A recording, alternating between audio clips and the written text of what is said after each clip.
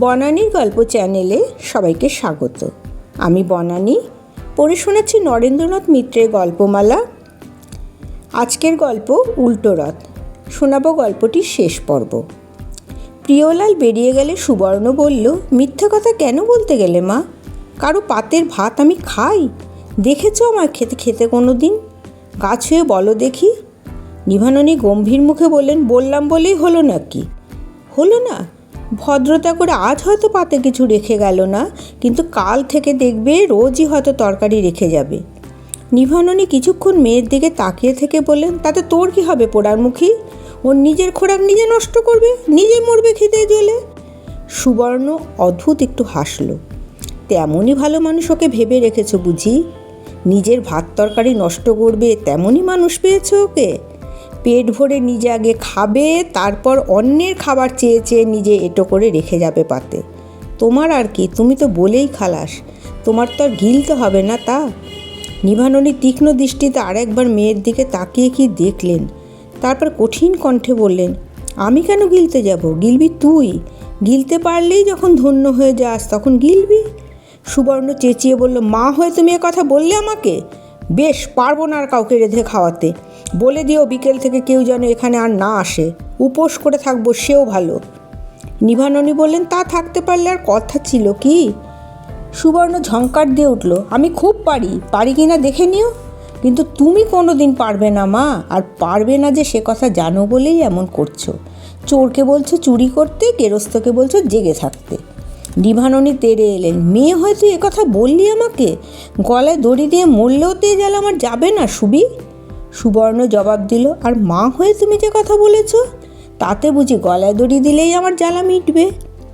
রাত্রে প্রিয়লাল খেতে এসে দেখলো তক্তপোষের উপর দিকে যে এক চিলতে জায়গা আছে, সেখানে মাদুর পেতে সুবর্ণ পাশ ফিরে শুয়ে আছে।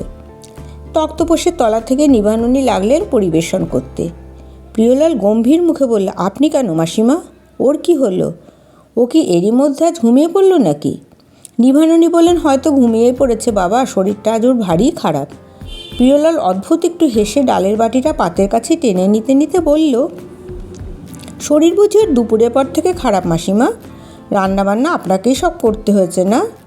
নিভাননী অবাক হয়ে বললেন, কেন বাবা, রান্না তো এখনও তুমি খেয়ে দেখোনি। প্রিয়লাল তেমনি হাসলো। খেয়ে দেখতে হবে কেন মাসিমা? রং দেখেই বুঝতে পারছি। কিন্তু বুড়ো মানুষ আপনি, এত কষ্ট করবার দরকার ছিল কি? একবেলা না হয় হোটেলেই খেতাম। নিভাননী বললেন, তাই কি আর হয় বাবা? যতক্ষণ পর্যন্ত হাড় কখানে আছে ততক্ষণ কি আর তোমাদের হোটেলে খেতে বলতে পারি? খেয়ে দেখো, হোটেলের চেয়ে রান্না বোধহয় নিতান্ত খারাপ হয়নি। তোয়াজ করে চলতে হয় প্রিয়লালকে। প্রিয়লাল অনেক জানে, অনেক উপকারও করেছে, কিন্তু তার কৃতজ্ঞতার দাবির যেন শেষ নেই। শনিকে পূজা করতে হয় তার দৃষ্টি ছাড়াবার জন্য, কিন্তু পূজার লোভেই দৃষ্টি তার ছাড়তে চায় না। হঠাৎ নিভাননী জিজ্ঞাসা করলেন, ভালো কথা প্রিয়লাল, সুবর্ণর জন্য তোমাকে যে একটা সম্বন্ধ দেখতে বলেছিলাম, তার কি করলে? তুমি একটু গা করলেই হয়ে যায় বাবা। পুরুষ মানুষ 10 জায়গায় যাওয়া আসা করো, 10 জনের সঙ্গে আলাপ পরিচয় আছে তোমার। একটু চেষ্টা করে দেখো না বাবা। দোজবার টোজবার হলেও আপত্তি নেই, মেয়েরও তো বয়স কম হলো না, আর ভালো চাইলেই তো কপালে মিলবে না। প্রিয়লাল তেমনি গম্ভীর মুখে বলল, আচ্ছা দেখবো মাসিমা। ভারী দায় পড়েছে প্রিয়লালের। মাসে মাসে 25-30 টাকা খরচ করে এখানে খাবে, আবার দেশ ভরে তার মেয়ের জন্য সম্বন্ধ খুঁজে বেড়াবে। এই ধাড়ি বজ্জাত মেয়েকে কেউ ঘরে নেওয়ার জন্য বসে আছে। সাত খুব কবুতর খেয়ে বিড়াল আজ তপস্বী হয়েছে। একটু ছুলেই তার জাত যায়, একটু হাসলেই গায়ে ফোসকা পড়ে। এদিকে পেট তো চলে প্রিয়লালের খরচে। পরদিন থেকে মাও গম্ভীর, মেয়েও গম্ভীর, দুজনের মুখ যেন কেউ সেলাই করে রেখেছে। সুবর্ণ নীরবে পরিবেশন করে, নিভাননী পান এগিয়ে দেন, আচ্ছা প্রিয়লালও দেখে নেবে। মাসের 8-10টা দিন গেলেই সে গিয়ে আবার ঢুকবে হোটেলে। আর যেই আসুক, এত খরচও কেউ দেবে না, এত ফাই ফরমাসও খাটবে না কেউ। দিন কয়েক পরে প্রিয়লাল হঠাৎ এক সম্বন্ধ নিয়ে এলো। ছেলের নাম গোকুল রায়। প্রিয়লালদের অফিসেই কাজ করে। মা বাপ কেউ নেই, তবে ছেলে খুব ভালো। বয়স 27-28, ভারী চৌকস ছেলে। নিভাননী সন্দিগ্ধভাবে বললেন, কিন্তু এমন ছেলে আমার মেয়েকে কেন নেবে বাবা? তাছাড়া আমি তো কিছু দিতে থুতেও পারবো না, শাঁখা সিঁদুরেই নামাতে হবে মেয়েকে। প্রিয়লাল বলল, তাই করবেন, ছেলের দাবি টাবি কিছু নেই, মেয়ে দেখে পছন্দ হলেই হলো। নিভাননী তবু বললেন, কিন্তু স্বভাব চরিত্র কুলবংশ ভালো করে খোঁজ নিয়েছে তো বাবা? প্রিয়লাল বলল, খোঁজ না নিয়ে কি এসেছি? স্বভাব চরিত্র নির্মল, অফিসের যাকে জিজ্ঞাসা করবেন সেই বলবে। বংশে অবশ্য কুলীন কায়স্থ নয় আপনাদের মতন, আসল উপাধি বরাট, কিন্তু ওর ঠাকুরদা নাকি রায় খেতাব পেয়েছিলেন, বাড়িঘরও করেছিলেন কলকাতায়। ওর বাবা সব খুইয়েছিলেন, কিন্তু এখনও একখানা বাড়ি আছে লক্ষ্মী দত্ত লেনে, সেখানেই থাকে। বেশ ছেলে, দেখুন সেও এসে মেয়ে দেখে যাক, আলাপ সালাপ করে খোঁজখবর নিয়ে পছন্দ হয় করবেন, না হয় করবেন না। আলাপ সালাপের পর গোকুলই খুব পছন্দ হল নিভাননীর। অপছন্দের কিছু নেই। দিব্যি ছেলে, শান্ত বিনীত কথাবার্তা, নম্র স্বভাব, দেখতেও একেবারে কার্তিকের মতো। প্রিয়লালদের নেভিগেশন অফিসে 50 টাকা মাইনের কাজ করে, এও ঠিক। গোপনে নিভাননী খোঁজ নিয়ে জানালেন 5 বছর ধরে ওই অফিসে সুখ্যাতির সঙ্গেই সে কাজ করছে। প্রথমে ঢুকেছিল 22 টাকায়, এখন প্রায় 50। এমন ছেলে চরিত্র তার ভালোই হবে, কিন্তু কুল বংশ সম্বন্ধে একটু খুঁতখুঁতি রয়ে গেল নিভাননীর।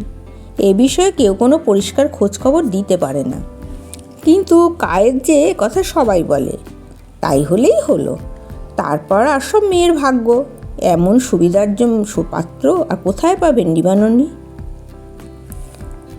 পথে নিয়ে প্রিয়লাল গোকুলকে সাবধান করে দিল, খবরদার 7 পুরুষের নাম ধান সব ঠিক করে রাখিস, কিন্তু সকলের উপাধি যেন বরাট হয় আর গোত্র কাশ্যপ। বার টানটা প্রথম ছেড়েই দিস, মুখ রাখিস আমার। গোকুল হেসে প্রিয়লালের পিঠ চাপড়ে দিল। আচ্ছা, কিন্তু এতে তোর কি স্বার্থ রে প্রিয়? এমন চমৎকার মেয়ে হাতছাড়া করছিস কেন? কিছু ঘটিয়ে টটিয়ে বসিস নি তো? ভাই, পাস্ট আমার সয়, সে সম্বন্ধে কোনো প্রেজুডিস নেই, কিন্তু দেখিস যেন সেটা ফিউচারে গিয়ে না গড়ায়, তাহলে কিন্তু ফের তোমার ঘাড়ে এনে ফেলে দেব। বিয়ের আগে অবশ্য মেডিকেল এক্সামিন আমি করিয়ে নিচ্ছি। প্রিয়লাল বলে, ছি, আমাকে অবিশ্বাস করছিস তুই? তোর গায়ে হাত দিয়ে বলছি সেসব কিছু নয়। গোকুল বলে, আচ্ছা দেখাই যাবে। মুখে যতখানি যা তা গোকুল বলেছিল, কার্যত অবশ্য তার কিছুই করলো না। দিব্যি শান্ত ছেলের মতো বিয়ে করে বউকে নিয়ে ঘরে তুলল। নিচের 2খানা ঘরে ভাড়াটেরা থাকে, ওপরের 2খানা নিচের। একখানা প্রায়ই তালাবন্ধ থাকতো, বিশেষ উৎসব আয়োজনে বিশেষ অতিথিরা আসতো এখানে। আজ সেখানা ড্রয়িং রুমে দাঁড়ালো, বাকিখানা যৌথ বেডরুম। মাকে নিয়ে আসবার ইচ্ছা সুবর্ণ প্রকাশ করেছিল, কিন্তু গোকুল রাজি হয়নি। বলেছে তাতে তার সম্মানের হানি হবে, তার চেয়ে ওখানেই তিনি থাকুন। মাসে মাসোহারা পাঠাবে তাকে গোকুল। মনে মনে ভাবলো এই ব্যবস্থাই ভালো, কেননা কোনো সময় সে একটু বেশি বেসামাল হয়ে পড়বে, তার তো কিছু ঠিক নেই। আর একটা দিক থেকে গোকুল ভারী সতর্ক হয়ে গেল, প্রিয়লালকে মোটেই প্রশ্রয় দিল না। প্রায় সমস্ত সংস্রব তার এড়িয়ে চলতে লাগলো। স্বামীর মনের ভাব টের পেয়ে সুবর্ণ এ সম্বন্ধে কোনো কথা তুলল না। মাঝে নিভাননী দেখা করতে আসেন, খোঁজখবর নিয়ে যান মেয়ে জামাইয়ের। প্রিয়লাল নাকি একবার বাসা করেছিল, আবার বাসা তুলে দিয়ে হোটেল ধরেছে। বছর 3 পর গোকুল সুবর্ণকে মায়ের কাছে যেতে অনুমতি দিল। ঘরে মেয়ে ছেলে আর কেউ নেই, আর প্রথম এই অবস্থায় মেয়েদের মার কাছে থাকাই নাকি ভালো। বেশ যত্নে থাকবে, প্রিয়লালকেও এখন আর কোনো ভয় নেই গোকুলে। 7-8 মাসের অন্তঃসত্ত্বা সুবর্ণের যে রূপ এখন যে তা কেবল গোকুলের চোখেই পড়বে।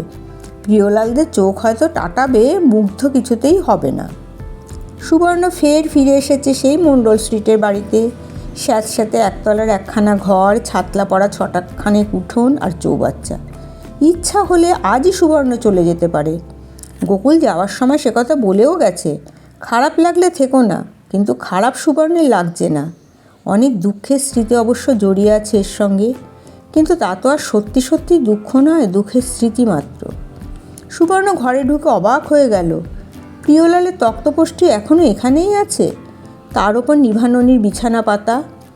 ছারপোকার কামড়ে নিভাননীর বুঝে আজকাল আর ঘুমের ব্যাঘাত হয় না। সুবর্ণ জিজ্ঞাসা করলো, তক্তপোষটি প্রিয়লালদের নিয়ে যায়নি? নিভাননী বললেন, নেবে কেন? নেবে কোন চুলোয়? কাঠগোলায় কি আর জায়গা আছে নাকি? কিন্তু কাঠগোলা আর এই ঘর ছাড়া বুঝে আর জায়গা নেই পৃথিবীতে। সুবর্ণ বলল, প্রিয়লালদার থালা গ্লাসও রয়ে গেছে দেখছি। নিয়ে গিয়েছিল, আবার এনে দিয়েছে। মাসখানেক ধরে আবার এখানেই খাচ্ছে কি না? হোটেলে খেতেও পারে না, টাকাও লাগে বেশি।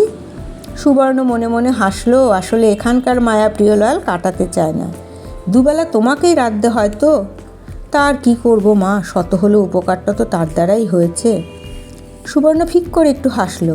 উপকার না ঘোড়ার ডিম। দাও মা, আমিই আজ রাঁধি। না বাছা, রেঁধে তোমার আর দরকার নেই, এমনিতে সুস্থ থাকো, সেই আমার ভালো। সুবর্ণ লজ্জিত মুখে বলল, আহা, রেঁধে যেন আমি আর খাইনি। নিভাননির বাধা মানল না সুবর্ণ। জোর করে গিয়ে রাঁধতে বসলো। কোনো ক্লেদ নেই মনে। এত ভার সত্ত্বেও শরীর যেন হাওয়ায় ভেসে চলেছে।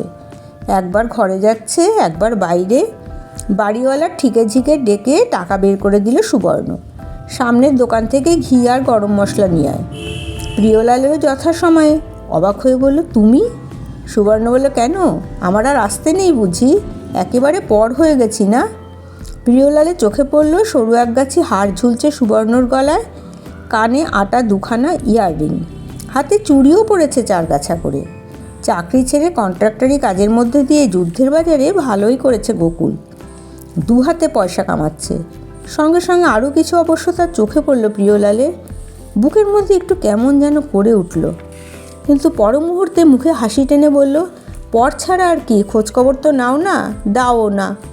ইস, আপনিই যেন খোঁজখবর কত নেন দেন। একবার না হয় যেচেই যেতেন, দেখতাম কত টান। নিভাননি বললেন, আমি একটু আসিও বাড়ি থেকে প্রিয়লাল। ভুবন ঠাকুর চমৎকার ভাগবত পড়ছেন, একটু শুনে আসি গিয়ে। নিভাননি সরে গেলে সুবর্ণ বলল, গেলেন না কেন শুনি? সাহস পেলেন না? না। প্রিয়লাল অবাক হয়ে গেছে। এ সুবর্ণ অন্য এক সুবর্ণ। এর কথার জবাব দেওয়া সহজ নয়। ঠাই করে ঠিক আগের মতো প্রিয়লালের সামনে ভাতের থালা এগিয়ে দিল সুবর্ণ। যত্নটা আগের চেয়ে অনেক বেশি, কায়দাটা অনেক পাকা। প্রিয়লাল বলল, এত সব রাঁধলো কে, তুমি? সুবর্ণ বলল, কেন, আজকাল বুঝে রং দেখে রান্না চিনতে পারেন না? খেয়ে দেখুন পারেন কি না। পারবেন বলে তো মনে হয় না। প্রিয়লাল হেসে বলল, কেন? সুবর্ণ বলল, জীব কি আছে মুখের মধ্যে? জীব অবশ্য মুখের মধ্যেই আছে প্রিয়লালের, কিন্তু তা যেন একেবারে আটকে রয়েছে। খাওয়া শেষ হয়ে গেলে সুবর্ণ পান এলে দিল হাতে। প্রিয়লাল আজ আর আঙুল চেপে ধরল না, অতি সন্তর্পণে পানটা হাত থেকে নিল। সুবর্ণের আঙুলগুলির ডগায় যেন হাতের তালু একবার স্পর্শ করল প্রিয়লালের। 2-একটা কুশল প্রশ্নের পর প্রিয়লাল চলে যাওয়ার আয়োজন করছে। সুবর্ণ বলল, বাড়ি এখনই যাচ্ছেন যে, এত তাড়াতাড়ি কিসের? রাত্রেও অফিস আছে নাকি আপনার? প্রিয়লাল ভাবল একবার জিজ্ঞাসা করে রাত্রিরের অফিস গোকুলের এখনও আছে নাকি, কিন্তু বলতে বাধল। সুবর্ণের কথার মধ্যে কুশ্রী কোনো অর্থ যদি সত্যিই না থাকে, অনর্থক কেন ধরা দিতে যাবে প্রিয়লাল? না, রাত্রে আবার অফিস কিসের? তাহলে একটু বসুন না, একটু পরেই না হয় যাবেন, বসুন না। সুবর্ণ প্রিয়লালের তক্তপোষ দেখিয়ে দিল। প্রিয়লাল লক্ষ্য করল চমৎকার দামি একখানা সুজনি তার জীর্ণ তক্তপোষখানা সযত্নে বিছিয়ে দিয়েছে সুবর্ণ। সুজনির দামের মধ্যে খানিকটা দিমাগ যে নেই তা নয়, এড়িয়ে যাওয়ার মতোও নয়। প্রিয়লাল বলল, সুজনিটা কিন্তু বেশ হয়েছে, বেশ চমৎকার রং। সুবর্ণ বলল, হবে না, এ আমার নিজের পছন্দ করে কেনা। আপনার বন্ধুর যা একখানা পছন্দ। প্রিয়লাল বলল, অন্তত একখানা পছন্দ তো আর ভালোই হয়েছে। সুবর্ণ প্রিয়লালের চোখের দিকে তাকিয়ে হাসলো, তাই নাকি? হলেই ভালো। আমি তো ভেবেছিলাম এতদিনে আপনার মত বদলেছে। কথায় কথায় কখন প্রিয়লালের পাশ ঘেঁষে প্রায় ঘেঁষে বসে পড়েছে সুবর্ণ। মেয়েটা ভেবেছে কি, নিভাননি এসে বললে কি মনে করবেন? এতদিন পরে এলুম, কই একবার তো জিজ্ঞেসও করলেন না কেমন আছি, বেঁচে আছি না মরে গেছি। তুমিও তো জিজ্ঞেস করনি। আমি আবার জিজ্ঞেস করব কি? দশাটা তো আপনার দেখতেই পাচ্ছি চোখের সামনে। বলে সুবর্ণ আবার খিলখিল করে হেসে উঠল। নিভাননি এসে ঘরে ঢুকল। না, অত হাসছিস কেন সুবি? এ অবস্থা অত হাসা কি ভালো?